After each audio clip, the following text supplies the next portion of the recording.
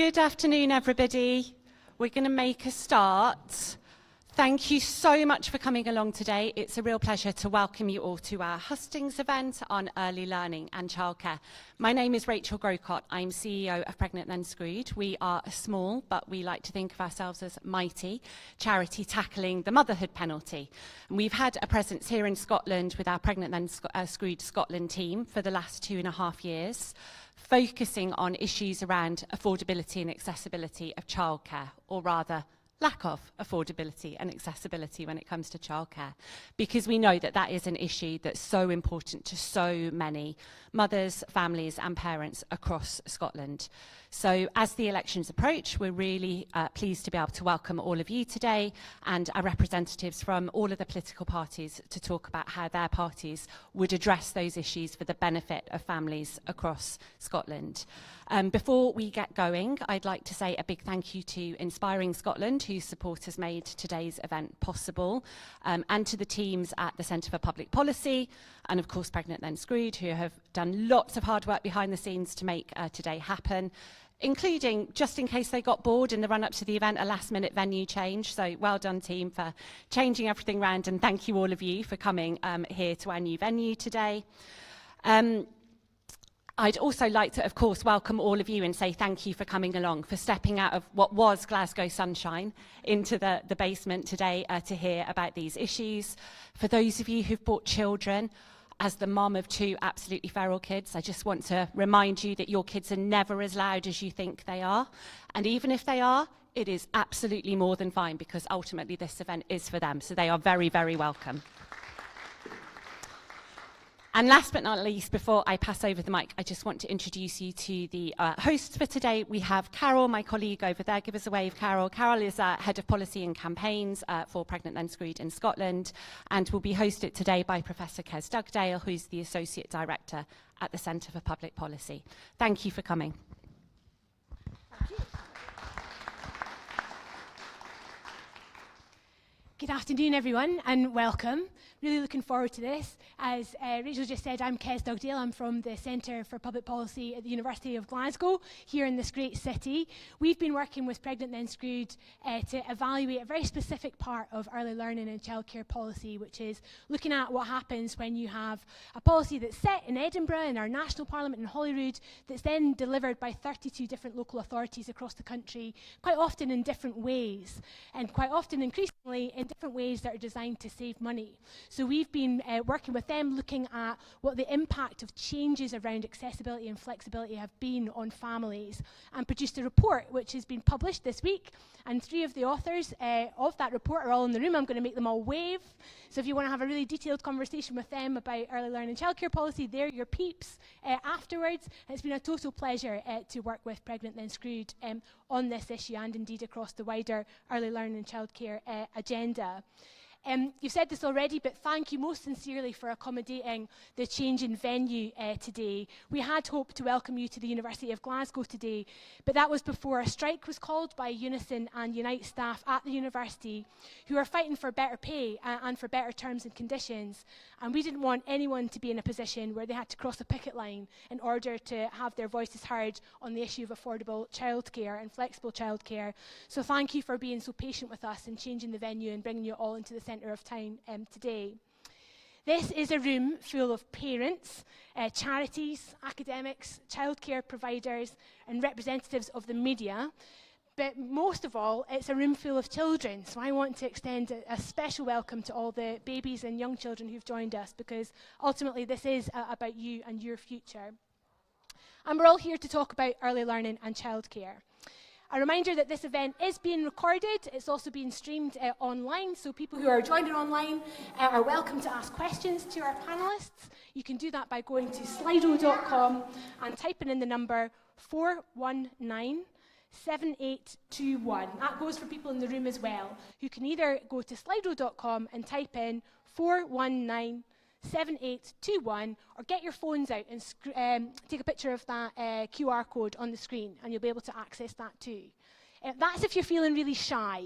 You can still ask a question in the traditional way of putting your hand up and putting a question directly to our panellists in the old-fashioned way. I've got a computer in front of me to pick up those questions online, and when we get to the audience bit of this afternoon's event, my colleague Claire here will run around the room and pass the microphone to you if you'd like to ask a question directly to our guests.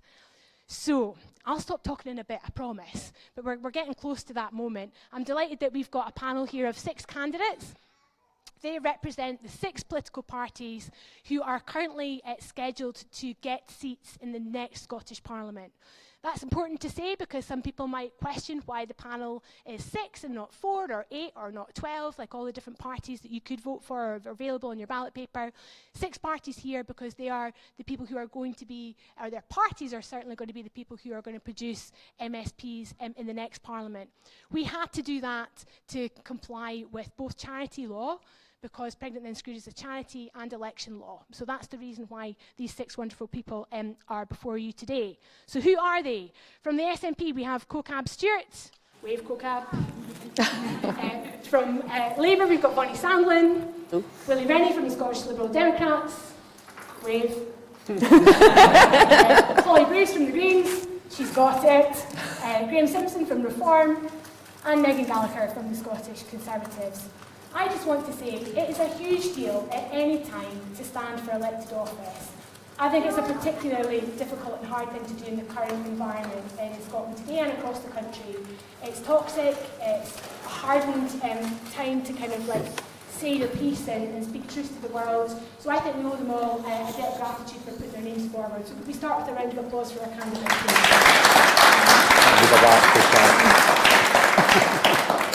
So I've got 3 questions that I'm going to put to them before coming out to you in the audience. And the first one's a bit of an easy one because it's designed to let them set out their stall. What are their respective parties going to do on the issue of early learning and childcare? And I go to them in their current order of representation in the Parliament. So the largest party first and work our way down there. I will mix up who I ask first from then on in. But CoCab, if we can start with you, what are the SNP going to do in the next Parliament on early learning and childcare? Thank you very much for that, and it's a delight to be here, and it's always an extra special pleasure when I'm in a room that's got children in it, having been a teacher for 29 years in primary. If anyone's going to understand the importance of early learning and childcare, it's going to be me, hopefully, and having raised 2 of my own, and struggled with a full-time job and young children, albeit campaigning at the same time at some points. So I know all the different challenges that are faced. Just recently, we were able to announce a flagship policy regarding the expansion of our childcare provision from 9 months up to the end of primary school, and that would be for 52 weeks of the year. Now that is a remarkable offering on top of already what we have, which is, obviously there is a way to go on that, which is why we've announced this.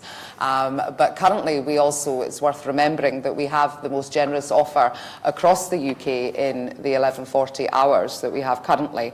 And it's worth emphasising that the children that are in the current system at the moment, they will absolutely not lose out on that, because we want to make sure that we deliver a childcare system that best fits around families, and it also provides excellent care for our children to make sure that they get the nurturing, that they get those opportunities of rich learning, but also personal and social development and how to make those friendships and nurture those as well, whilst parents are able to go and do whatever else that they are choosing to do, whether that is work, so they can have faith. And that also means that investing in workforces as well, to make sure that we have a workforce that is well paid, that has the correct training, that they can provide that care that we want to do. So those are a couple of things, and I'm sure as time goes on, we'll come more into that as well. Thank you. Is that enough? Megan Gallagher.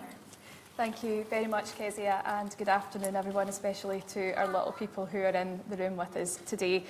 I'm a mum. I'm a mum of a 3-year-old daughter. My daughter's name is Charlotte, and she is currently navigating the childcare system as part of the current 1,140 hours funded model. That's right, yeah, Charlotte is. I think we've got to be honest. The funding model as it stands is not working. It's not working for parents, and it's not working for the childcare sector itself.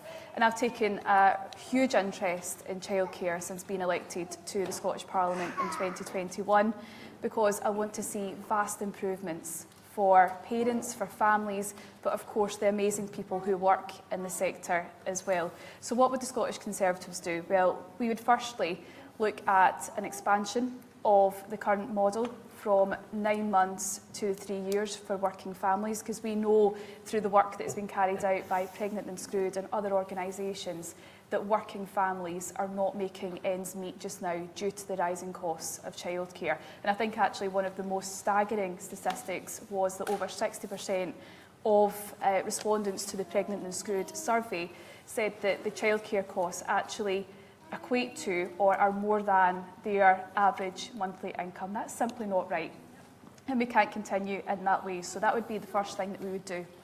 But you can't just expand childcare and hope for the best and hope that everything would be okay. So the second thing that we would do would be to look at the current funding model. Now, this is something that I've pushed the Scottish Government on for quite some time, because we know that when the money is devolved from the Scottish Government down to local authorities, that money is not following the child as it should. And I find it absolutely horrendous that we're in a situation where a child who attends a council-run facility, such as my daughter, she attends a council-run facility, is worth more than a child who attends a private, voluntary and independent setting.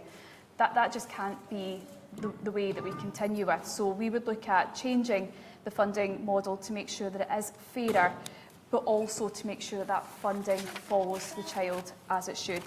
And what we would also do is look at protecting nurseries, particularly in rural areas. Now, we know we're in Glasgow today. We know that there is huge pressure on the number of facilities that are available to parents, but particularly within our rural settings, because we know that we're seeing nurseries close right across our rural settings, leaving parents in those areas with no options for childcare. That can't continue either. And if I may just finish on a point that I think is really important in relation to the childcare system itself, is parental choice. Because right now we see a lot of parents not being able to access their chosen 1, 2 or 3rd place nursery that they've put down on their forms as part of what they would like to see for their children, where they'd want to see their children go. So we would look at that to make sure that more parental options were available to parents, to make sure that they have more say about what setting their child goes to. Thank you.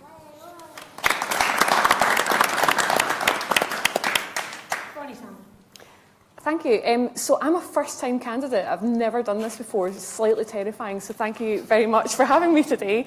And I am absolutely delighted that this is one of the first hustings that I've been doing. I feel very, very strongly about early years education and childcare more broadly. It's actually probably the reason that I got angry enough to put myself forward as a candidate. So I'm really delighted to be here today. So I'm a mum of 4. I had 3 children in 3 years. I think I know what's causing it now though, so I've stopped eating that cake. And so I very much understand that challenge of being in a position where you can go to work to pay for the things that your family needs when you're also paying more than your mortgage and childcare multiplied. It was just a horrendously expensive and stressful period in my children's lives and my life too. And I think about the cost, but also think about the opportunity cost. So for my family, the way that we navigated that was that I met my husband at the front door at 4 o'clock in the afternoon, where he'd been at work since 7, and I'd hand over 3 very grubby children and a slightly less irritable 8-year-old as I went out to work nights. And I would come back at midnight, rinse and repeat. We never saw each other. I barely saw the children. But that was the only way that we could make it work, because we simply couldn't afford to pay for the childcare that we needed for all of our children. I also actually after that decided that I hadn't had quite enough of children by the time my own were at school, so I actually went back to college at 30 and did an HNC in early years education. So I'm also a qualified early years practitioner, so I love looking at this from both the perspective of a parent, an aspiring politician, but also very, very tuned into the issues around the workforce as well. So here's the reality. Pound for pound, we know that if you're looking at an education budget, the best place to invest that budget, where you're going to get the best returns over the longer term, is in early years. It is an absolute leveller for children and young people. It is how you offset some of the really entrenched poverty-related issues, the attainment gap issues. Is ensuring that there's a high-quality early years education and childcare offer available to all families in the places that they need it. So the UK Labour government, which obviously came into force in July 2024, has already extended early years education to 9 months. So from the end of that statutory parental leave, removing that massive cost, that massive burden, and creating the conditions for parents to be able to make the choice about what works for them and their families in terms of going back to work and how to do that. That offers for 38 weeks of the year, but with the flexibility given to the families to be able to extend that over 51 if they want to do that and if that's right for their families. Just closing up a wee bit. Oh, sorry. Yeah, sorry, I'm also a certified yapper, so unless somebody tells me to stop talking, I'll just keep going. The other thing that I want to highlight on this, and we will come into this, I'm sure, in 2020, families in this country were asked to set aside their liberty, to set aside their social relationships, seeing their families, and to stay at home for 2 years to protect their older generations. We have never, as a country, set out a recovery plan for those children and those families to be able to recover back that time they had. I feel very, very strongly that we need to do far more for children and their families to help them to overcome the reality of what that 2 years did to children and their families. I'm really looking forward to talking about that today.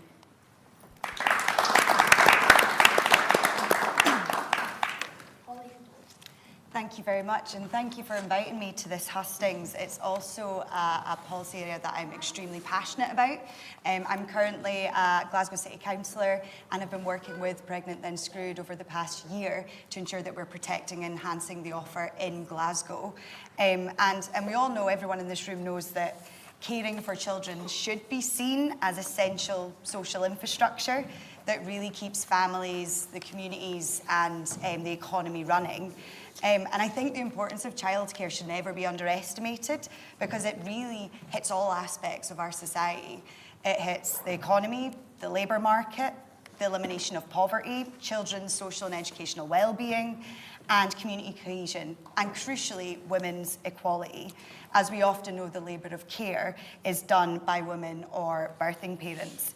In terms of the Scottish Greens and what we're outlining for the next Parliament, we want to establish a simpler, universally free system that guarantees childcare, where all children in Scotland have access to funded hours from 6 months until they start school. So what would that look like? We will extend the current 1140 hours to all 2-year-olds.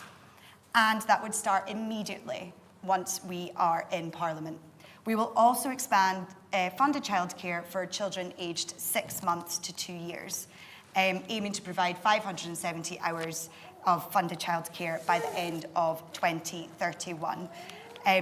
We also know that the hours are great and funded, and if they're funded, that's great, but we need to invest in our childcare facilities and in infrastructure. So we will put in £750 million into capital over the 5-year term.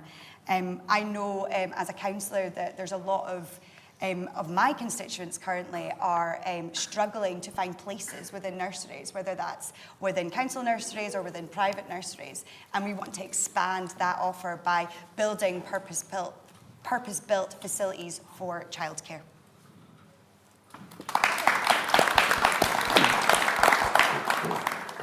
Willie.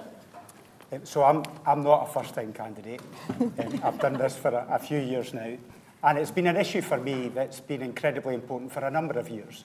Kes may remember I used to badger Alex Salmond every week at First Minister's Questions to ask him to include the 2-year-olds policy that was in place in England, to include that in Scotland. And eventually, I think just to shut me up, he eventually agreed to it. However, there is a problem with the current 1140 system. There is also a problem with the public finances. We have a £5 billion hole projected for the public finances. And all of that casts a shadow over every policy commitment that every party makes in this election. So I'm going to be cautious today, but I hope you understand my ambition for childcare, and the commitment that we make is solidly grounded based on the intention to fully deliver what we intend to do. So first of all, on the 1140 hours, we have problems with the cross-border, cross-council border issues of one council not funding for another council's population. We need to get mutual agreements between every local authority in Scotland to resolve that issue. Second of all, we need to drive up the number of 2-year-olds that are taking up the offer, because the numbers are pathetically low, even though we now have access to the DWP data that allows us to track where those families are. We're still not getting the numbers up, and we don't really fully understand why that is. And then finally, on the 1140, we need to sort out the PVI, the private, voluntary and independent sector financing, because it is not right that you get paid more for doing exactly the same job in a council nursery compared with a private nursery. And it's not just about fairness for the staff.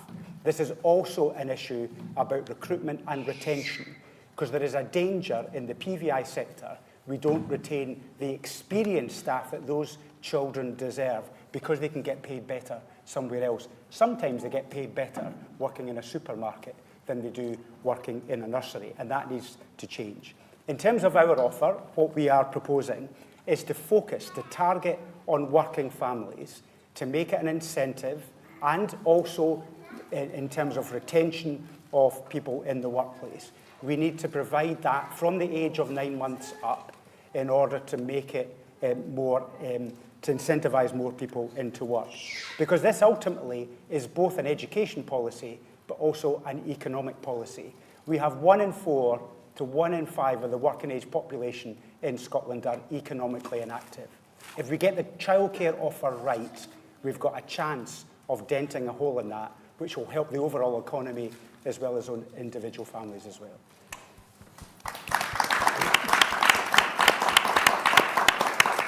Graham. Yeah, thank you very much. Well, seeing as everyone has told their life story and their journey with children, I've got 2 daughters. They're grown up now. One's 30, one's in her late 20s. So my experience of childcare is quite a long time ago now. My wife, she didn't work. She gave up work to look after the kids. But we used local provision in East Kilbride. So we did use that. They did go to nursery, and then she went back to work later. And actually, I think, everybody has to make a choice. And I think that the whole crux of this debate is that choice should be there for people. So if you choose, if you are a couple, if you choose for one of you, or if you're not a couple, if you choose you want to go back to work, then that childcare provision should be there to enable you to do that. And it's really important for the country. I think everyone on this panel would agree with that.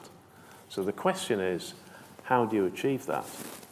And it's clear that the current system isn't working. We've seen from the survey by Pregnant, Then Screwed, this statistic, 66% of mums agree that childcare costs are the same or more than their income. So that tells you that it's very, very often unaffordable. I think it'd be quite good to see from the audience if any of you have had such an experience. I can't really see you. Have any of you struggled to pay for childcare? Yeah, so there is somebody there. So that's an issue that needs to be addressed. And I think one of the concerning things for me was to hear from Pregnant Then Screwed about the issue with this cross-border funding, where you've had Edinburgh Council and West Lothian Council. West Lothian will come into the region that I hope to represent after May the 7th, really in a kind of, but you could almost call it a turf war over funding. And it's not dealing with the reality of life. The reality of life for many parents is they may live somewhere but work in another council area. So for me, The funding has to follow that, follow the child, follow the family. And maybe one way of getting around that problem, if councils can't be persuaded to behave properly, is to introduce a voucher system where the money would follow the child. So that would be our idea. Thank you.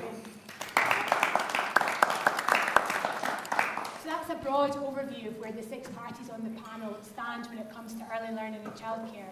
I'm going to encourage them to be a bit more detailed now as we get into the practicalities of this, because one of the big themes that's coming through Pregnant Then Screwed's work and in all the questions that we've received for the politicians ahead of this afternoon's event is around about accessibility of childcare.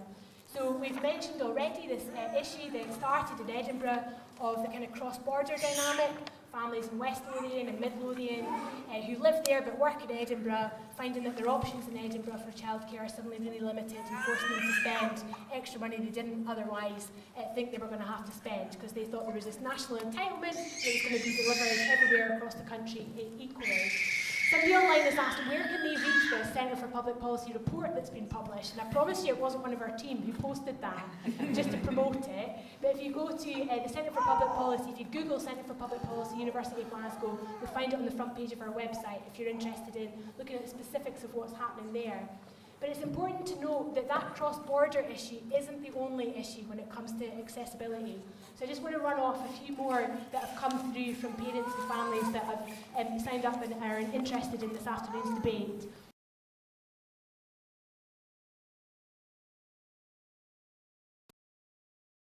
Until 3 o'clock in the afternoon if you're working. That's impossible to drop the kids off before you go to work. There's the whole dynamic around being asked to wait until the term after your child has turned 3. So some kids aren't getting to their entitlement until they're 3 years and 4 months old in some parts of the country, whilst in other parts of the country they get it the minute that their age kicks in. We've also got some councils that allow you to buy extra hours in the nursery that you're in, and other councils don't. So you've got families who are having to change providers for the same child. We've also got situations across the country where families are basically having to sign their kids up for nursery places the minute they're born, and have to make those decisions immediately rather than much closer to the time that might be better suited to their circumstances at the point that they go to nursery. Of course, there's also a whole dynamic there around how many options you have if you live in a more rural part of Scotland. So that's at least 5 things I've touched on there beyond the cross-border dynamic. I'm going to give each candidate again a couple of minutes, and we're really looking for detailed answers just now so you can demonstrate to families in the room that you understand how complicated and difficult this is. And I'm going to start in second position, so to speak. So Megan, over to you first. Thank you, Kezia, and there's a lot of issues there to get through in such a short space of time. If I could pick up with the cross-border issue firstly, because I think that was the first one that was mentioned. That's a domino effect, and we see that so often when policies are created at Scottish Government levels and then they're put down to council level to implement. And if one council decides to make a decision, then you usually see that domino effect, therefore continuing on throughout other councils, particularly across the Central Belt, but not excluded to the Central Belt.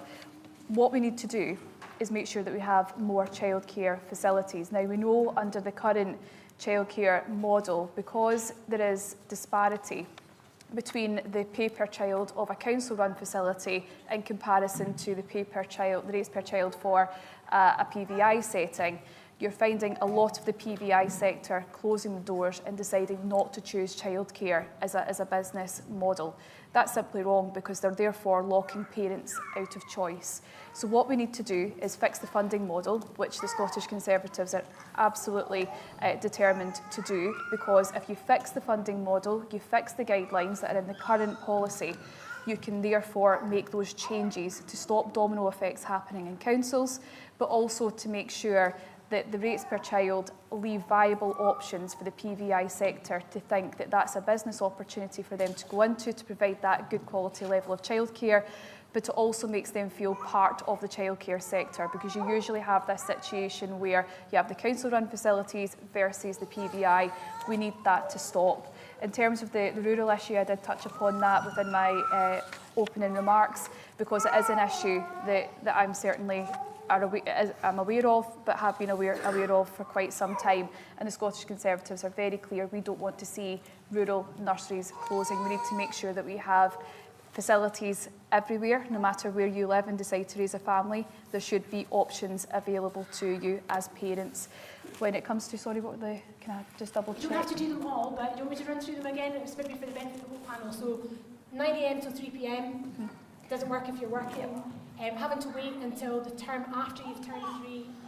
Councils that don't let you buy extra hours in the nursery that you're in. Having to sign up when your kid's just born, and the rural dimension. If I can pick up on the when you start the nursery term after the child turns 3. Okay, very quickly. North Lanarkshire Council did this. I completely disagree. If it's a funded policy that's meant to start when the child turns 3, that's when it starts. Or if parties here are planning to expand it, it should be from when the child starts. But again, it goes back to the funding formula and the issues that are in the existing model that needs to be sorted out. Thanks. Bonnie, it was a Labour council in Edinburgh that were the first to make this difference between the national policy and the local policy. Now, I suspect they would argue back, and they did when we spoke to them for this research that we've done, it's because local government isn't funded appropriately that we've had to make this choice. But can we expect to see from Labour's manifesto when it's out next week a broader understanding of these challenges? Yeah, I mean, I would definitely hope that there would be a broader understanding, certainly, because I have been talking at length to the people who are developing the manifesto about this kind of thing. I think the first thing on the cross-border, and I think it aligns cross-border, the opening hours and the rurality element all together. So one of my frustrations is that sometimes I feel like when I hear politicians talking about early education and childcare, they are, for the right reasons, talking about it as a facilitator for the parents to be able to return to work or to do whatever they want to do with the time that their children are in early years provision. What we often aren't talking so much about is the quality of the provision for the child and the child's experience within their nursery setting. One of the big frustrations that I've always had with with parents who have no option because of the opening hours of their nursery but to take their children to a nursery provision that's nearer their work, is that actually what we're doing is we're not nurturing those relationships that children are building up with their peers. So they get to the term 5, or they're getting up to 4, they're getting ready to graduate nursery and go off to primary schools. And for those children, some of whom are then going off to start primary school with not another child in their primary 1 class that they know.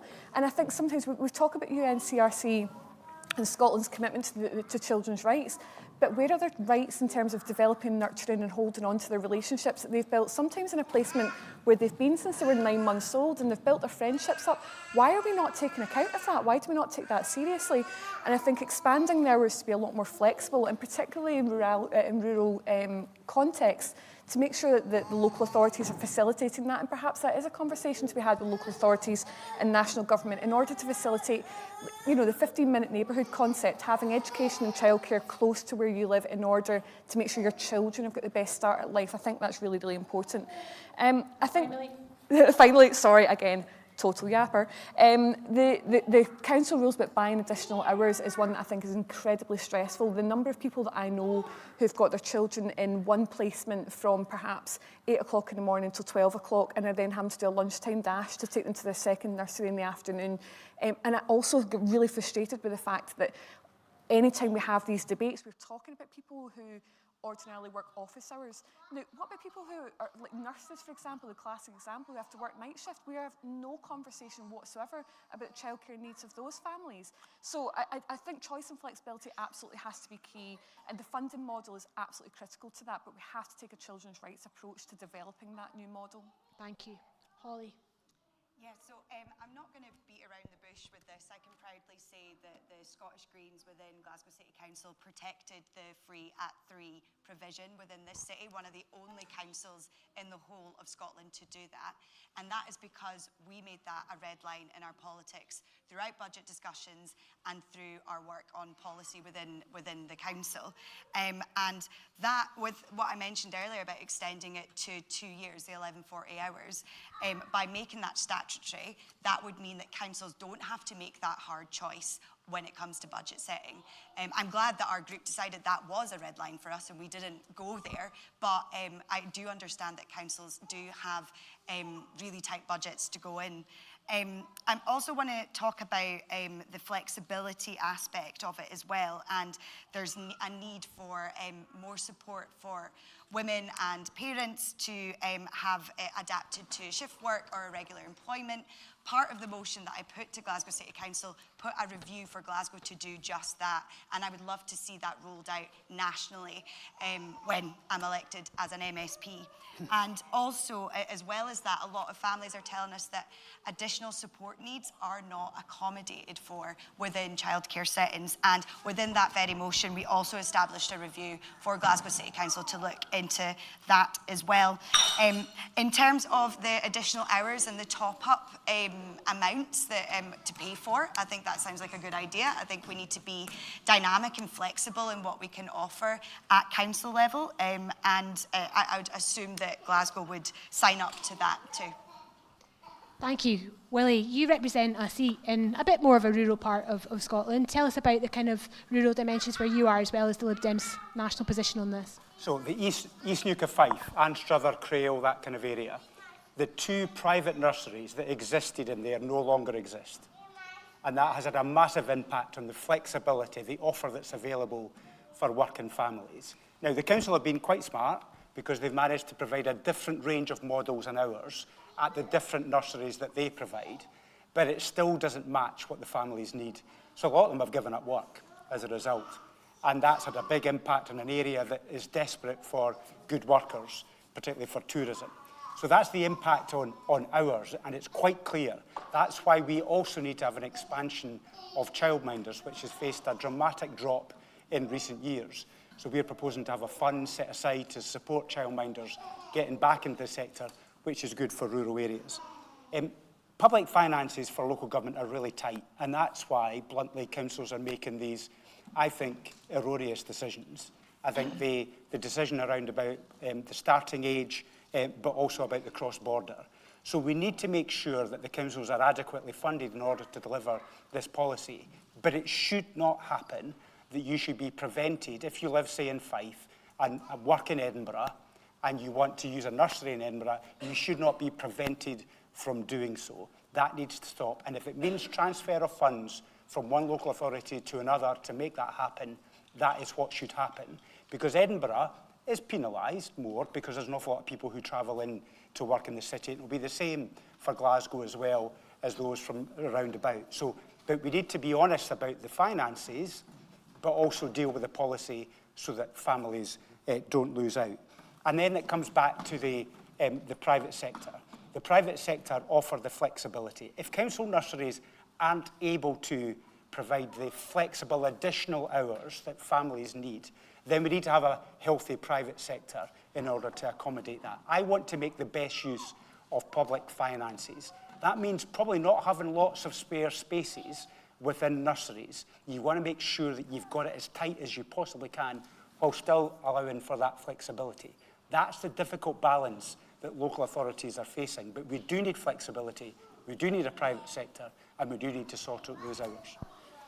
Thanks, Willie. Graham, yeah, the Reform and the Scottish Conservatives are the only 2 parties, I think, so far to publish their manifestos to date, so people can look them up and read about the exact details of your party policy. The words childcare don't appear anywhere in Reform's manifesto, so we are kind of wholly reliant on you today to set out the party's platform. And there is a sense that Reform believe in a smaller state and you're not particularly keen on investing in public services. Tell me I'm wrong and that there's a kind of strong platform around childcare there that you'd like to set out today to resolve some of these problems. Yeah, you're right. It didn't feature in our manifesto. Our manifesto didn't cover absolutely every area of public policy. That's for sure. And perhaps it should have mentioned childcare because it's a really important area. We don't want to cut childcare.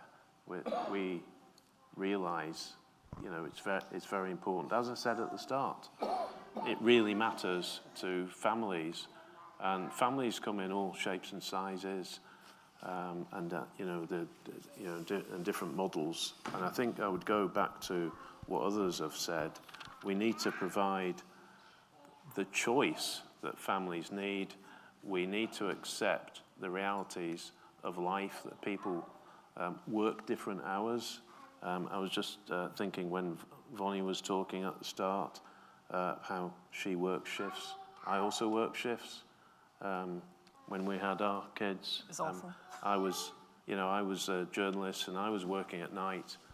As I said, my wife didn't work, but what if she had been working? That would have been really, really a lot more difficult than it actually was, but it was difficult enough because of the hours I worked. And lots of people work those kind of hours. So I think that when we're talking about childcare, it needs to be flexible enough to deal with the realities of life. And that's where the private sector comes in. And the private sector will tell you, and they do tell you, that they're often underfunded, that councils hog the money. And I think they do hog the money. I can't necessarily blame them because they're being underfunded. And maybe that's why we've got this cross-border issue which needs to be sorted out. So there's a whole load of issues there. And I think what I would say to you is that actually when we get to the other side of the election, you tend to find that politicians, although we're in different parties, there are a number of issues where we can actually agree and work together. And I think this is probably one of them. And people call, and they are calling in this election for more respectful politics. I'd like to see that. Maybe it's a forlorn hope. Maybe it is, but I hope it's not on something as important as this. Thanks, Graham. Kokab, what I'm taking from this conversation is that people are generally very pleased with what they've seen the SNP offer over the past few years in terms of expanded childcare provision, but it's not been experienced equally by families in the same way in different parts of the country. Do you recognise that there are really pretty challenging issues at the heart of this, that they'll need to be resolved perhaps first before you go on to the next stage of expansion? I absolutely accept that. I'll start off with, I was pleased to hear Willie mention the role of childminders, for instance, and that, I suppose, brings us around to the choice element. If we really want, and we want Scotland to be the best place to raise your child where, we've got happy, healthy children and parents that are content that the children are well taken care of, then that, one size isn't going to fit all. So it cannot just be nurseries. It cannot just be childminders. It has to be a choice between the availability of all of those to fit around the needs. Now, as part of my, I suppose, previous role, because we're not technically here as ministers at all during this period, addressing depopulation. So I did get a chance to look at rural provisions and things. And I mean, the reality is that having a sustainable nursery in some locations is not going to be sustainable or cost effective because the numbers are far too small. The cost of the premises, the cost of the insurance, the workforce, the minimum numbers. So it would probably make better sense to invest in childminders. And I totally recognise that that role has been diminished. Now, there's two aspects to that. One is the lack of population. So we need to actually attract people to be living in areas. We want them to stay, raise their families, to have that childcare. So it's the chicken and the egg. Which comes first? Is it the job? Is it the childcare? Right? So as part of the Addressing Depopulation, there was a fund that was set up that was bespoke to each council area. And it was rural and urban and West Coast, East Coast. We've just expanded that just before the election period to cover now 12 regions.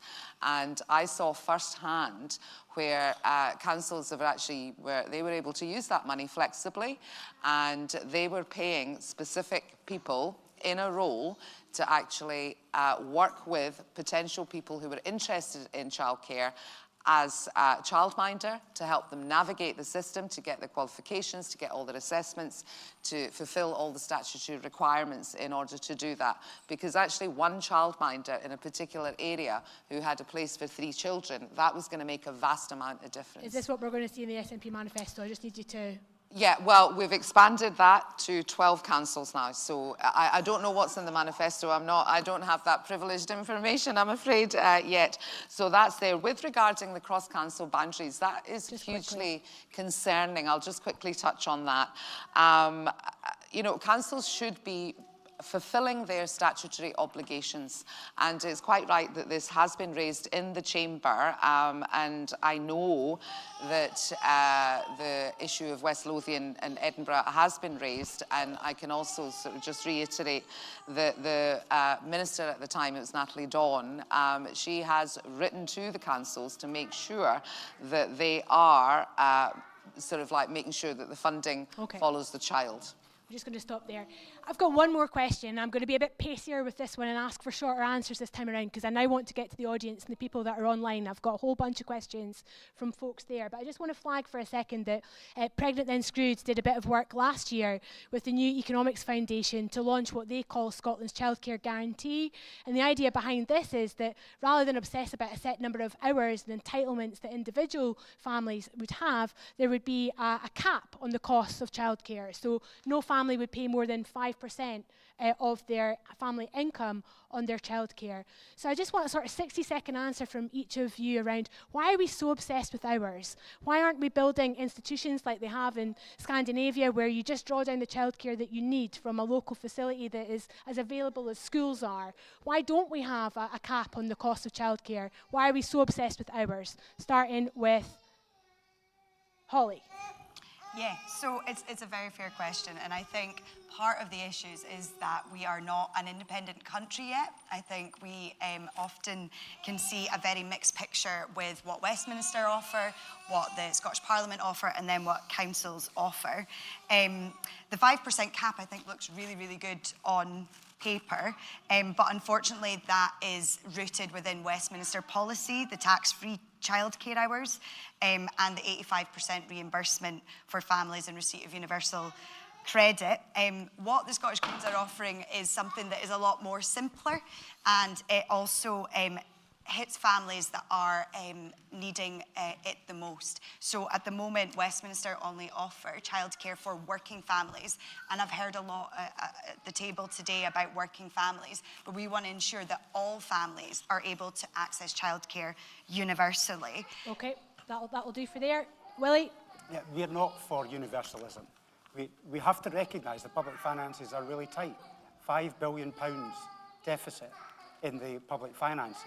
So we can't go around promising everything, but what we can do is focus on what we think will make the most significant economic impact. And I take the point that Vonnie makes, this is going to be a good educational experience, as well as simply an offer of care. But we do need to also be hard-nosed about the money that's available. And that's why I think ours is probably the simplest way of offering it just now. I would like to have something more sophisticated and more expanded, but I think we have got to understand that public finances are really, really difficult. This is still a priority because it is so important, but we do need to understand we can't just promise the earth on this. Graham. Yeah, Willie's right. You can't just make these promises because the public finances are tight. And we've seen that in report after report from the Auditor General. We're really up against it. The Scottish Government, whoever takes over, is going to have to make some pretty tough decisions. I think hours really matter. It's the amount of time that you can get for childcare. I think that's really important. I did see this idea of a cap. I'm just not sure how it would work and what the cost would be, and that would be the issue for me. You're all assuming it's going to cost more, and Pregnant Then Screwed say it might save some money. Co-cap. Thank you. Yeah, sorry, I've just had an absolute mind blank on... 5% total cap on cost, so...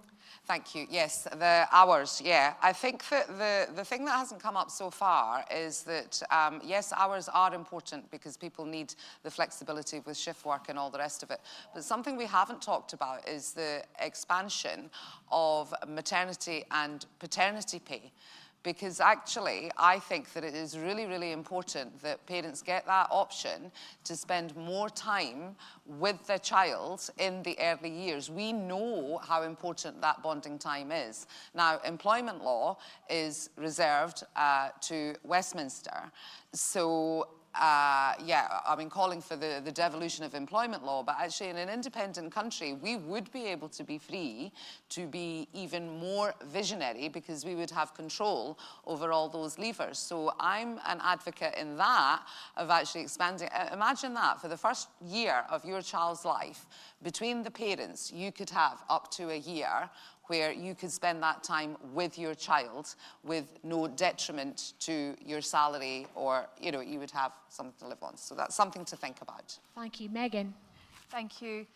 I mean, I think there is a danger here, and it's already been mentioned, that there is an overpromise of certain policies that have been announced today. That's something that I'm not going to do, because we know what the finances are, and we also know what can be achieved. The manifesto that Scottish Conservatives released last week is fully costed, and it's credible when it comes to these particular policies. Now, with childcare, we know that you can look at other models such as the cap. I don't think that should be off the table. That should absolutely be debated.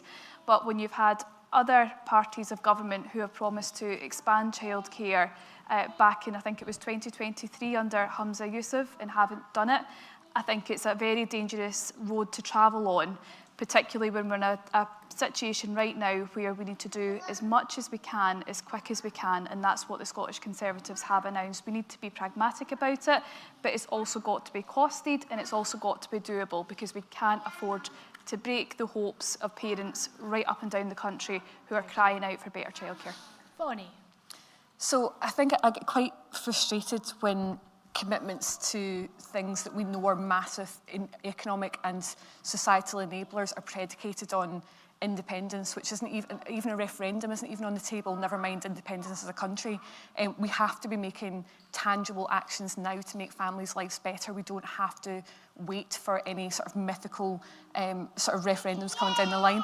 I think what I would say is I do agree with Willie about the public finance black hole, but I'm also mindful about another statistic that Willie said, which is between a quarter and a fifth of the Scottish population being economically inactive. We have to consider childcare provision as being an economic enabler. And I think the one thing we haven't talked about today at all is what it takes to grow the childcare workforce. Now, I did an HNC. In order to be able to go and start working in a nursery, you have to have done your NC, your HNC. That's 2 years. And in that 2 years, every single student who's doing those qualifications needs to do 16 hours a week of placement, and you're supernumerary, you're not part of the nursery provision. So can you imagine in nurseries how many students they're able to facilitate? Every single nursery, if they're lucky, can maybe take 4 students on. We are really far behind in terms of growing the childcare workforce to make sure that people are able to get that qualification. And similarly, the apprenticeship is 3 years before you're allowed to be left on your own with the children that are in the workforce. So we have to make sure that it's feasible to grow that childcare workforce and make the job appealing. And we're not in a situation where people like my stepmum, who retired last year, was in the national minimum wage at 58. Like, we cannot have that as a career option where we're saying to the predominantly female workforce, we don't value you enough to pay you a decent living wage. And I just think that that's something that absolutely we have to look at. Thank you. Thank you. We'll maybe get into more workforce-related questions as we go to the audience. So who in the room would like to put a question to our panellists? Wait till the microphone comes to you, please, because otherwise people online won't be able to hear a single word you say. So we'll start with the woman in the back row there, Claire, if you don't mind. Thank you. Hi, I'm Hannah Murison. I'm from National Day Nurseries Association in Scotland. My question is, ELC policy is founded on the principles of funding follows the child. We know that local decision-making has the power to undermine those national principles. NDNA's manifesto sets out a solution that restores parental choice and provider neutrality.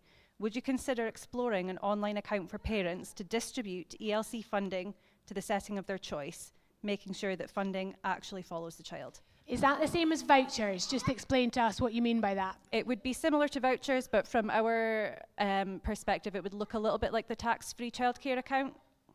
So what does it mean to a family? Sell it to us. What's different? So it means that it cuts out local authorities as the middle person in the funding situation. It means that every child is allocated the same amount to cover their childcare costs, and then parents have more control and choice over where they can go.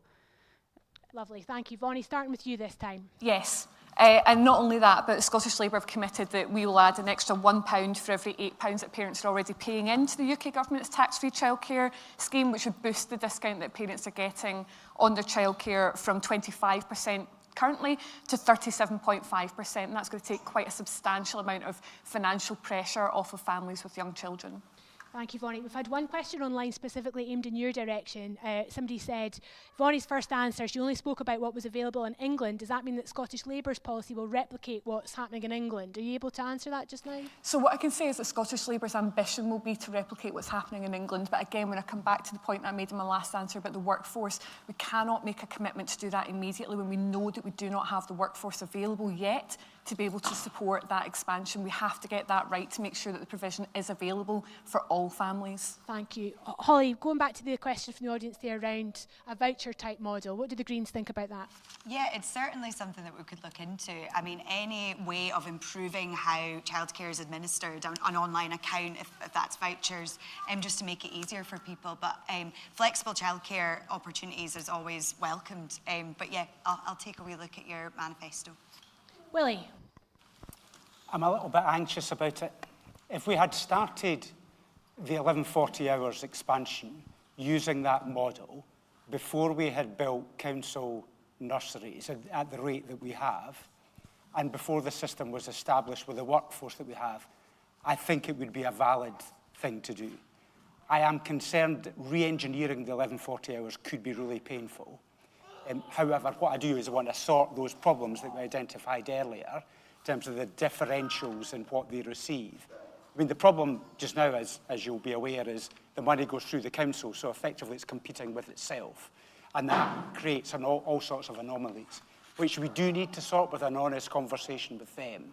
And I would be interested in doing this as we were to expand the offer. But I'm just anxious that if we free the whole thing up, it could create an awful lot of underutilised facilities that we've invested considerable sums in. So I'm attracted, but just a little bit nervous. Graham? Yeah, I'm really sorry I didn't catch your first name. Hannah. Hannah. Hannah, I said at the start, actually, you probably heard it, that that's what we think should happen, and that would give parents the choice. So I'm fully on board with that. Happy to have a chat afterwards, but the principle is right. Willie has quite rightly thrown up some practical difficulties, and he always, if you're going to introduce a new system like this, you always have to look at it in detail and do the scrutiny around it.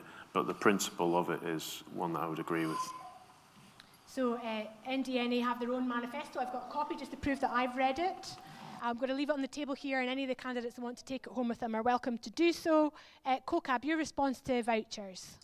Thank you. Well, we had, I recall vaguely, a system of vouchers that we've had before, and that didn't sort of, I mean, there's the issue of unintended consequences as well, of how it actually practically ends up working on all these. But listen, I mean, the short answer is that all options should be fully explored and, working in partnership with people to have a look at the options to make sure that we've got the range of ideas that are available. The statutory role does lie with local authorities. So, I mean, I'd have to fact check this, but I'm sure that something like that would probably require legislative change in that area. We've got nodding of the head, correct on that one. So I would, as I said, I mean, we're always open to, I don't know what's in our manifesto, always open to suggestions, but I'm cautious about how things would work, and having learned on experiences in the past of the actual impact. Will it have the actual impact that is intended? Thanks, CoCab. There's a question come in that's directly for you as well. So the SNP haven't published their manifesto yet, but you have detailed your plans for an expansion of funded childcare. But people aren't clear whether it's means tested, and will parents earning below £50,000 a year get funding? So there's further we've put the top line out, and I think it's imminent. So I don't have, I'm just being honest with you, I don't have that level of detail. SNP manifesto next Thursday? It is. It's next Thursday. So I will be waiting for that as well. I'm sorry I can't give you more details. That's okay. Megan? Well, we've had the current childcare model now for well over 5 years, and we know, as it's already been highlighted this afternoon, that the way that the legislation and the guidance was written means that nurseries within the private, voluntary and independent sector are losing out, and that's why we're seeing the vast number of them closing their doors and deciding not to be part of this childcare offering. So what we need to do, in my view, initially, is fix the guidance, fix the legislation to make sure it is clear how that funding is devolved down, not just from the Scottish Government to local councils, but how that funding is then dispersed out into the PVI sector, because they should be partners. And I think this is the one thing that's been missing from the childcare policy in its entirety, is that the PVI sector do not feel as though that they are part of this and providing the same good quality childcare that council-run nurseries are. So that's what we need to do initially. The voucher system was something that I've always been very interested in. We've opted to expand in terms of hours, but again, you know, I want to see the best possible childcare system that we could possibly have here in Scotland. I want to make sure it gives every child the best possible start in life. So I'm happy to debate it, but for our manifesto, we've opted for the hours. Thank you. So we've got about half an hour left. Can I just see hands in the room when it comes to questions, so I know how many we've got there? I can see plenty. So I've got plenty to fill the next half an hour with. But I'm going to take one more from the folk online, and then I'll come back out into the audience here. And it's actually pulling together a couple of questions that are quite popular online here, which is about what it's like to access early learning childcare if your child has additional support needs or if they have a disability. So we know that 1 in 5 children in Scotland have additional support need, and that every single child deserves to have the best possible experience early in life. And we also know there's a huge amount of inequality of access when it comes to disabled children. So about 60 seconds from each of you, if you don't mind, on the specific needs of ASN families and families with disabilities, starting with you, Willie. So ASN is a major problem with schools and nurseries. We don't really have the skilled workforce, the speech and language therapists, the educational psychologists, in schools, the classroom assistants, but also the sharing of best practice across the sector, because there are some really good examples of how this is being managed. And therefore, there have been various reports that have been produced on this, but we do need to have quite a dramatic change, because it's having quite an effect on the whole education system, including those children with additional support needs and disabilities. So we're for providing more specialists, those speech and language therapists and educational psychologists, and additional assistants to make sure that they all have the same experience. And that's where I think we need to support nurseries to make sure that they are part of that best practice development over the next few years. We do need a dramatic change in this in order to make sure that every child gets the best chance. Thank you, Graham. Yeah, it is an issue, and I've certainly had cases over the years from parents of children with additional support needs who've had this problem, have had problem accessing the right level of care. So it seems to me that there is a capacity issue, and that comes down to funding, which, as we've discussed, is difficult.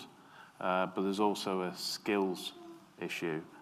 So we need to skill up. That's probably not even a proper phrase, but skill up the workforce so that they're able to deal with children with additional support needs. And that probably actually goes back to another passion of mine, which is properly funding the college sector in Scotland, which has been underfunded by the SNP for far too long.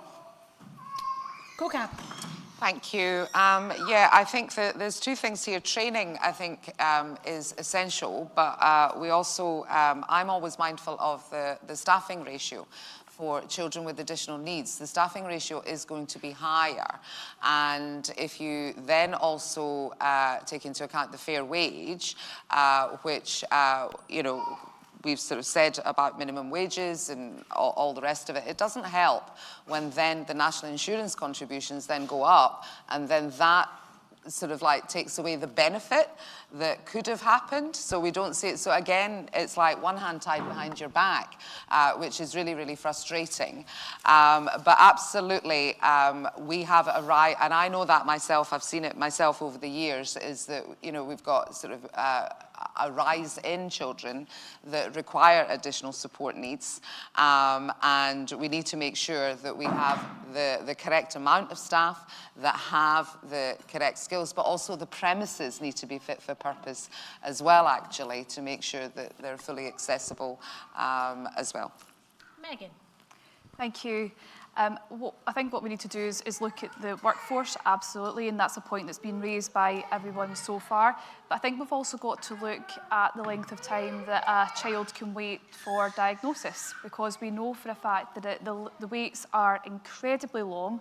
We know the pressure that can put on families trying to navigate the childcare sector itself, you know, perhaps looking at even when they're going from nursery into primary school, what school would best fit their needs. So we need to look at that as well. But I think, you know, if I can also raise the issue of mainstreaming, because we know that again should be, you know, partially an informed parental choice as well. You know, I think there is too much of a presumption for mainstreaming, when actually it should be presumption for the best place for that child based on their needs and what gets them the best possible education and positive destination at the end of it. So that's something that I'm very big on, but I think it starts with the diagnosis as well, because there's too many families waiting, wondering if their child is going to be diagnosed with an ESN condition or need and or not. So that needs to be addressed first as well. Willie. I think I answered. Have you answered? Well, I've forgotten you've already. I've got Holly not answered, but I've just put L for like Labour, Lib Dem. I've got myself all confused. Have you not had a shot? I've not had a shot yet, no. So you quoted a fifth. So well. You quoted a fifth of children having additional support needs, and actually we know that earlier settings is often where some additional support needs start to become more clear and obvious. So actually, children may not have a diagnosis when they're in nursery, but actually their additional needs are starting to become clear.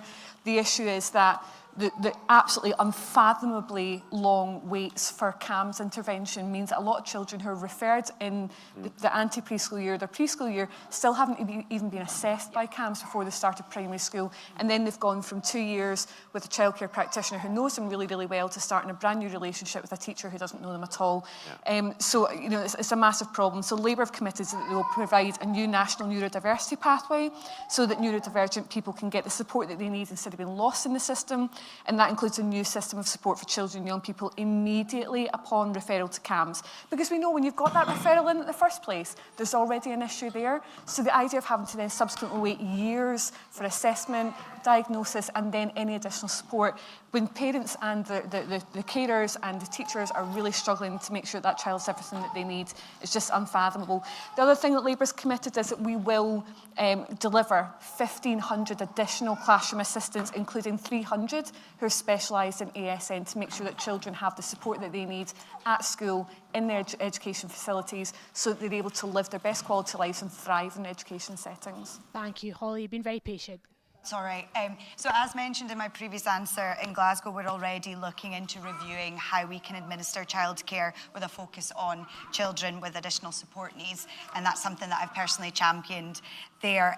In terms of the workforce, we really do need to invest in the workforce, and we've spoken a wee bit about childminders and how we need to get them easy access to becoming childminders. So within our manifesto, we want to explore opportunities for business startups to support childminding, so we can have more childminders offering childcare who can also do additional support needs provision.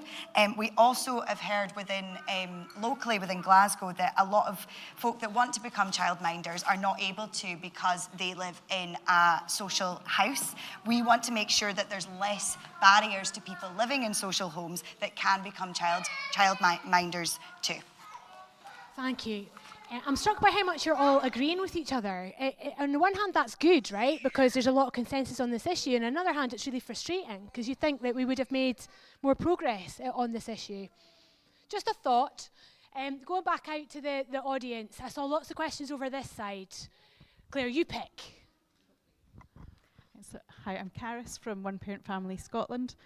So right now, 25% of families with dependent children are single parent families, and over a third of children growing up in single parent families are living in poverty.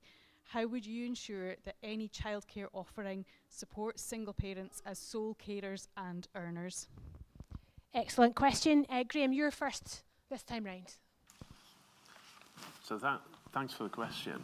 And I apologise because when I gave my first answer, I spoke about myself. And, you know, I'm married and we've been married for a long time, so it probably just came across as I was talking about couples. And of course, families come in, you know, all shapes and sizes. So there are a lot of single parent families. So I apologise for that. And so, of course, single parent families, some will struggle, some won't, but a lot will struggle. So it comes down to, and I really apologise that there is consensus, but sometimes you just get that. And this is an issue, I think, where there is consensus. That we need progress we're looking for as well, though. Well, we do need, yeah. Well, quite right, because we haven't been doing well enough. There might not be consensus there, but we haven't been doing well enough.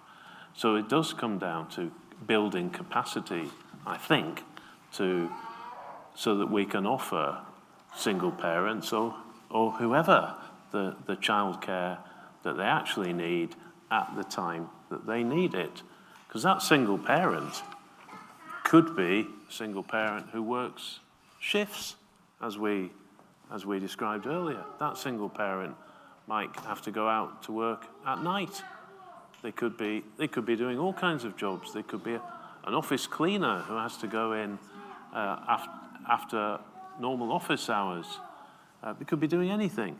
So we need to have a childcare system that actually, I keep saying it, deals with reality, the reality of modern life, which isn't necessarily 9 to 5, Monday to Friday. Thanks, Graham. Listen, CoCab, if you're a single mum, you've got 2 kids, one's in nursery, one's in school, and your local council nursery only takes kids from 9 in the morning, you can't work, can you? Well, it is extremely challenging, and I've accepted that, and we've been into sort of like making sure that we've got the flexible models. So the policy that will be in the manifesto, albeit sort of just the top line at the moment. Remember, that covers from 9 months, and it's for 52 weeks of the year as well. So I think that will be, I mean, I look forward to getting the detail on that, of how that is going to work. So that covers the summer holidays as well, which is important, and I do know that bit. There's a raft of things that can help. So it's not just going to be the one thing, because single parents are going to, you know, you talked about poverty. So we need to actually look at poverty in the wider way, and that's why having a sort of raft of things. So ending the peak rail fares, for instance, that is more money that's in the single parent's pocket. Also the free school meals. I know that parents, you know, children that are going hungry, or maybe they're not able to have that food, so to have that for every child in sort of like primary school, that helps. And I know it's more in Glasgow. Well, it's primary 1 to 5, but in Glasgow I think it's more than that as well. So all of those things, but also talking about addressing issues like debt, income maximisation, making sure that you get welfare advice. And I know that one parent families, they do an amazing, a power of work, and I've worked with them in the past and heard from them. So I think it is that package again, because it's not going to be one thing, it's maximising the income, the value for money on every level. Thank you. Megan, people don't necessarily look at the Scottish Conservatives and think that they're the best placed party for single families. Looking at the last Parliament, two-child cap being an example, perhaps incentivising marriage in the tax system. Well, lay out your stall for what you're going to do for single families. So, in terms of background, I come from a working class background. I grew up in a council estate, and I'm very much define myself as working class. That's where I see myself as a Scottish Conservative. What we would do in terms of support for families, single parent families who are working, trying to provide for their families, I think that's an incredible thing. And, you know, it's difficult enough when you've got 2 parents And I can't imagine the challenges and the difficulties for one parent trying to manage that. But, you know, good on them, because they're obviously out there doing their best for their families. On the policies that we would look at, again, it goes back to the expansion from 9 months onwards for working families. That would be included, and it has part of our manifesto. But I think CoCab mentioned a really good point in terms of it needs to be a package. It's not just a one policy that will solve problems. We would look at reducing fuel bills as an example to help with other cost of living pressures for families, as well as an estimated £200 a year council tax rebate on redistributing underspends in the Scottish Government's annual budget. So there's other ways that you can give back to families, there's other ways that you can support families, and that's something that I've very much got an interest in. Thanks, Megan. You can see I'm starting to get a bit picky with them all because we're getting close to the hour and I think they deserve to be pushed a bit harder. So, Vonnie, I'm coming at you now. God. The difference between what Labour are arguing at a UK-wide level versus what the SNP are doing in Holyrood is that Labour's UK policy is for working families, the SNP's is for everyone. Where does Scottish Labour stand? I think the reality is that the 1140 rollout has been so challenging and you know, very well intentioned, but families aren't able to exercise their right to that 1140 hours. And certainly we know the uptake for the vulnerable 2-year-olds has been so poor as to be negligible. The reality is that if you make something available to everyone, then it needs to be good quality. It needs to be available where the promise and the commitment has been made. The Scottish Labour's commitment moving into this electoral cycle, which I think is really, really important, is a commitment to the family network hubs in primary schools, and that's predicated on the old Sure Start model. The idea that there is family support coordinators who can help families, and that includes single-parent families as well, to connect with the support that they need, whether that's advice on money and benefits, housing, which is like the #1 massive issue that we absolutely have to tackle in this country, childcare, parenting, employment support, but peer support as well. Like being a parent, a first-time parent particularly, is incredibly lonely. And if you live somewhere where perhaps you don't know your neighbours all that well, and then you're at home and you've got a baby or a toddler or both, that actually having that peer support and building communities back up again to be able to support one another is so important. In terms of other Scottish Labour commitments, obviously, flexibility is absolutely key. We have to make sure that we're not, again, just talking about childcare that starts at, if you're lucky, 8 o'clock in the morning, and if you're lucky, finishes at 6. That doesn't replicate most people's working lives. Breakfast club provision for all children, so you can drop your wee ones off at 8 o'clock, know that they're going to get a good breakfast with their friends before they have that nice social time before they go off into school, and giving you a little bit more time to be able to get to your work. Summer holidays. We talk about childcare again. I said this earlier on about early years, but during the summer, oh my God, I remember during the summer being like, what am I going to do with these kids for 7 weeks? So having the ability to have 2 weeks of funded holiday clubs, I think is just a brilliant commitment. And topping up that free childcare commitment as well, really, really important. Thank you. Holly, I'd like you to address the point about single-parent families, but if I could also push you on something for a moment, because I'm just in the mood, right? Go for it. So, you know, looking at the past 5 years of the Parliament, the Greens have achieved a lot by working with the SNP government to deliver particular political priorities. But when I think about what they are, it's things like additional investment in active travel, it's renters' rights. Never really seen childcare be the thing you've pushed as a red line. Would that be different next time around? Absolutely. I mean, in terms of, as I've already outlined, it's been a red line in my politics in Glasgow for the past 3 years, 3 budgets that we've set. And I've really pushed our party internally to look at that critically. And we know that in terms of single parents, the thing that I'd like to stress here is universality. We can't just do it for working parents. A lot of one-parent families are single women who are looking after children. So we need to make sure that it is childcare for absolutely everyone, not just those who are working. And finally, Willie, we've heard you say this afternoon you want to be honest with the electorate. There's not an endless money tree, but the presumption in that is that this will cost rather than save. I want to understand the Lib Dems' perspective. Why is this something that you're not prepared to spend money on, but there are other things in your manifesto which you will get the pennies out for? I mean, you'll see when the manifesto is published that this is one of the priorities. This is one of the areas that we do want to spend money on. But we are not going to just make endless priority promises. We are focusing, and this is one of them. And because we've done that in previous parliaments as well, we did it in the last parliament, I'm constantly pressing the government to go further on this area. But this is, I mean, just referring back to the comment you made on the back of the last round of questions, there is agreement, but these things are hard.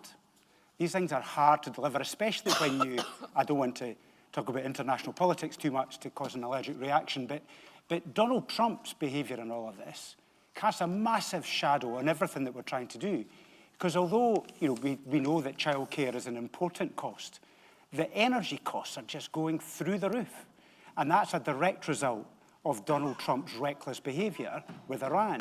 And so we do have a consensus here on what we're trying to achieve, but you face massive headwinds constantly in trying to deliver it. And so therefore, that's why we're promising in the manifesto something that's cautious but deliverable, can be afforded, because we know that you want to be told the truth. You don't want to be promised something that never, ever gets delivered. And that's what we're going to do. Okay, we have 10 minutes left, and I'm just going to take Willie up on his last challenge there, because I hear you, but at the same time, we are spending £1 billion more a year on early learning and childcare than we were 5 years ago. And I guess what we're getting from this afternoon's conversation is a sense from families and children across the country that all that extra money isn't necessarily working for every single pound. It's not working for everyone in the same way. We're still having a conversation about childcare that's predominantly about preschool. We're not talking about the complications that come the minute that kids start school. We're not talking about wraparound care. All of those issues bound together.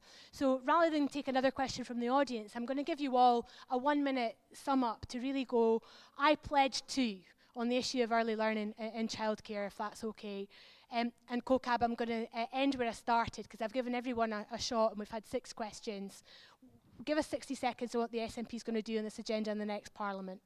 Thank you. Well, I'll just take the opportunity to reiterate that sort of, I think it's transformational. I think it will be from 9 months to the end of primary school, to have that for 52 weeks of the year, not just a couple of weeks during the summer, but all the year round. And when you put that alongside the free school meals, when you put the baby box into it as well, all of that together, I think, provides sort of like a very good, solid package right from birth, certainly to the end of primary school, for a good childcare provision, and that is actually allowing parents to use their money that they're not spending on the essentials in the early stages. But also, I pledge to continue my work on it. I've met with the organisations over the years within that, and championing the choice where actually private providers, childminders, public sector, local authorities and governments can work together, because that's the best way to do it.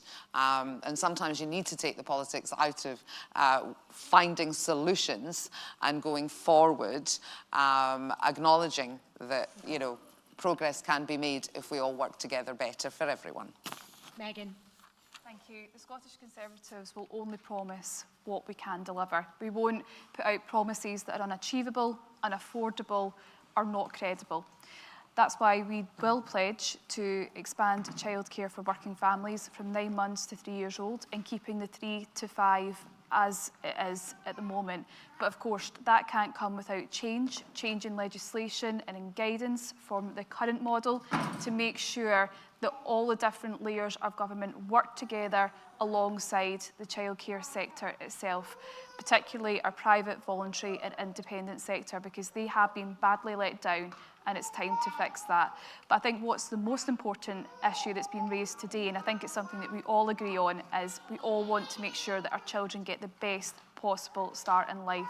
And if there are proposals that are brought forward in the next government, however that is formed, and we believe that they will give children the best possible start in life, we'll look at those seriously, and we'll work with parties to make sure that that can be delivered.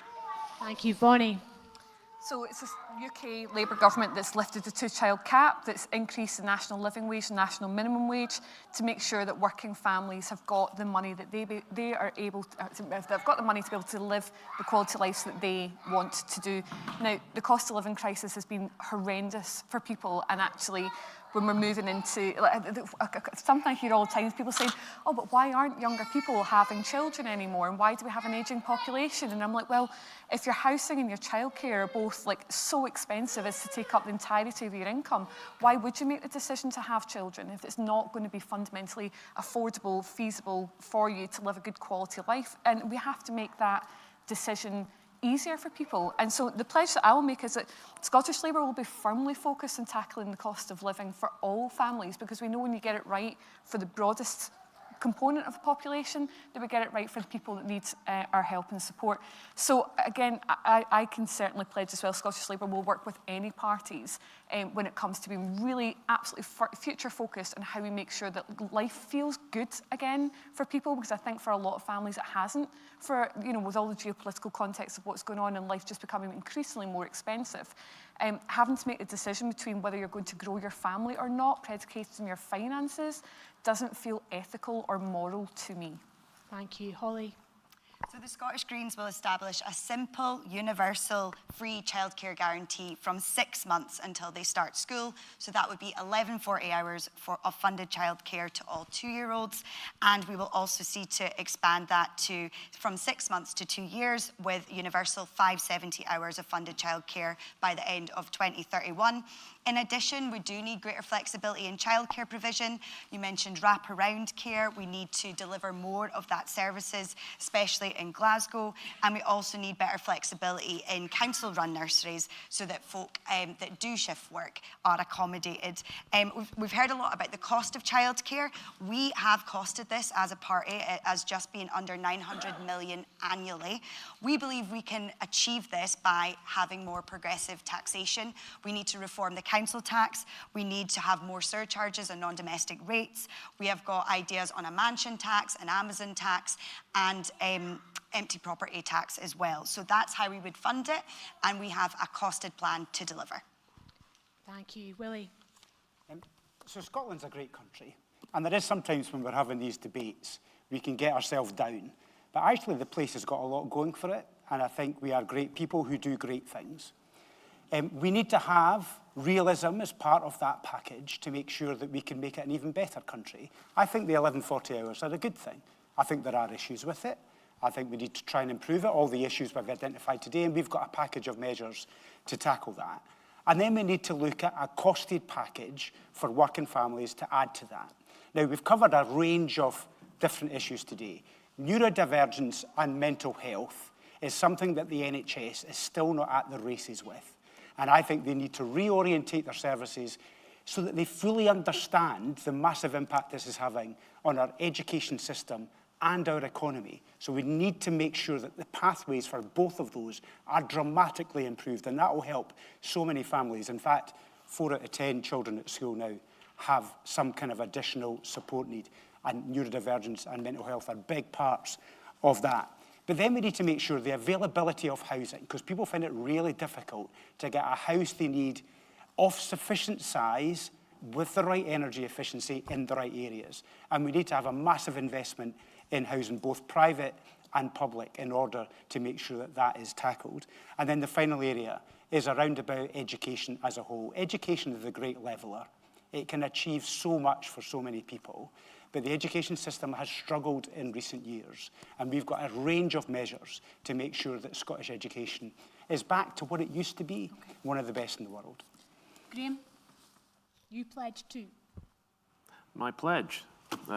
So my personal pledge is to continue listening to the organisations in this field, but also listen to actual parents. And I want to congratulate the parents who brought their children along today, because they've all been very well behaved. None of you have spoken, so I've been given a minute. If any of you want to jump in and tell us your experiences, you can put your hand up, or I'll just keep talking. I'm the chair, not It's my minute, and we haven't heard from them. But essentially, you know, what we need to be doing is listening to you guys. And we all need to work together. I'm very sorry, Kez. We do need to work together to produce a system that actually works for families, all families across Scotland. and people who work different hours. Nobody wants to say anything, so you've got your wish. We've got 3 seconds back. What I would say is, well, we're at 3 o'clock, I'm afraid, so we do have to close up the event, but the candidates will stay around afterwards. If you want to speak to them directly about your own experiences, then we will definitely do that. 3 quick things from me in closing, folks. One is to say, for the people who followed on Slido, there is a feedback form in there. We would love to hear what you've thought of today's event. Please take a moment to fill that out. Same goes for folk in the room, if you could just do that for us. There are also cards at all the seats in the room that will link to Pregnant Then Screwed's manifesto. I've got a copy in my hand. Please take a read of that. If you like what's in there, please contact your local candidates and ask them to back it too, so we can make the case for these arguments in the next Parliament. The final thing to say is a huge thank you to our 6 candidates who have spent time with us this afternoon. As I said at the start, it's a huge personal sacrifice to put yourself forward for election and to go under the scrutiny that they've rightly been put under this afternoon. So if you wouldn't mind thanking them in the usual way. Thank you and good afternoon. Well done.